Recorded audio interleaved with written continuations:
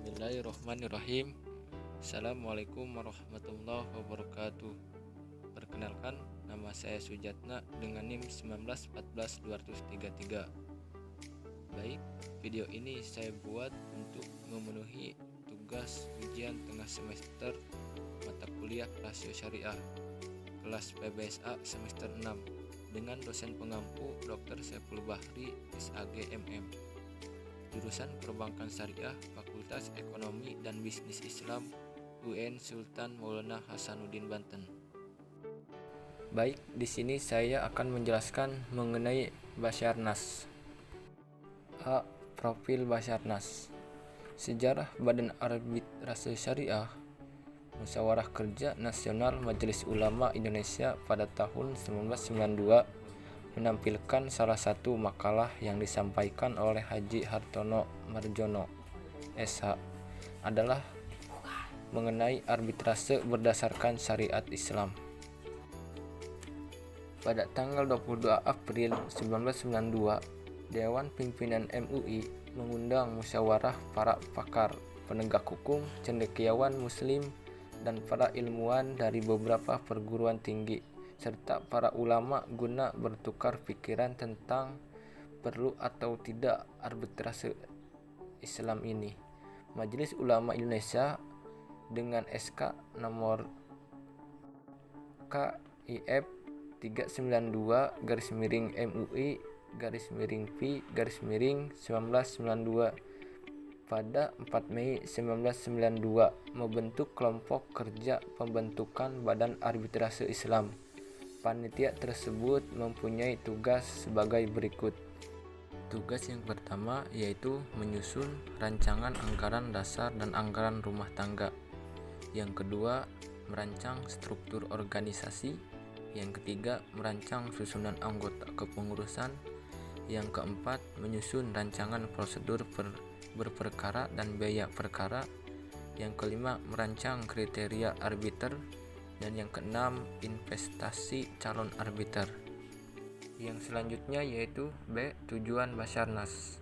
Tujuan utama didirikannya Badan Arbitrase Syariah Nasional yaitu yang pertama, memberikan penyelesaian yang adil dan cepat dalam sengketa-sengketa muamalah atau perdata yang timbul dalam bidang perdagangan, industri, keuangan, jasa, dan lain-lain.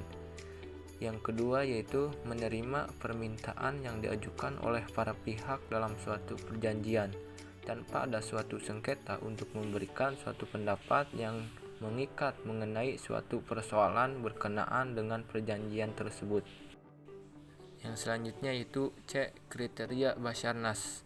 Badan arbitrase ini dibentuk khusus antara lain untuk menyelesaikan sengketa perdata di bidang perbankan syariah.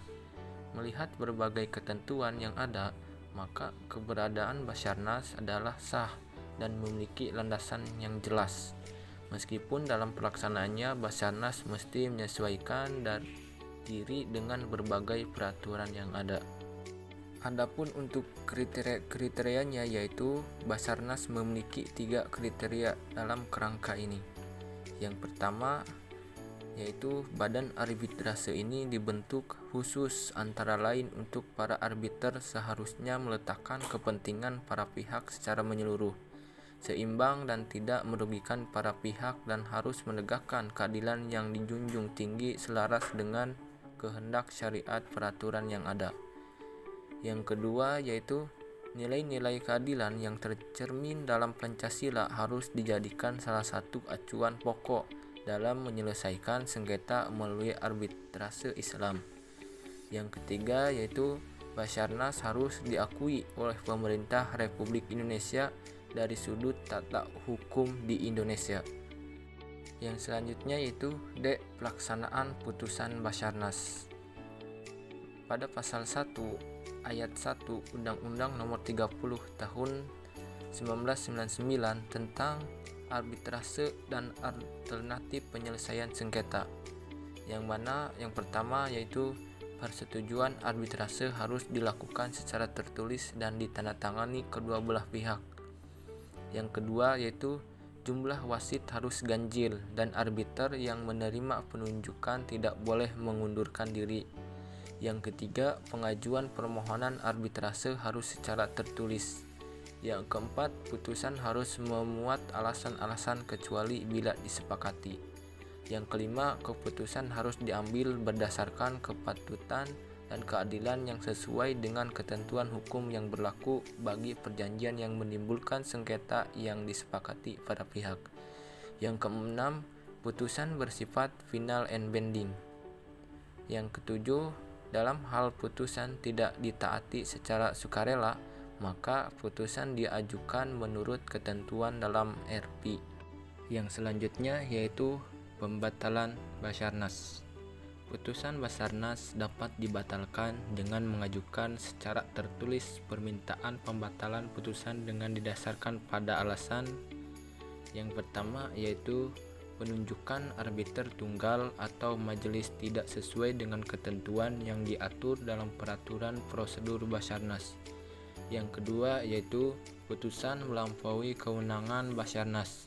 Yang ketiga, terdapat penyelewengan di antara salah satu anggota arbiter. Yang keempat, putusan jauh menyimpang dari ketentuan pokok peraturan prosedur Basarnas.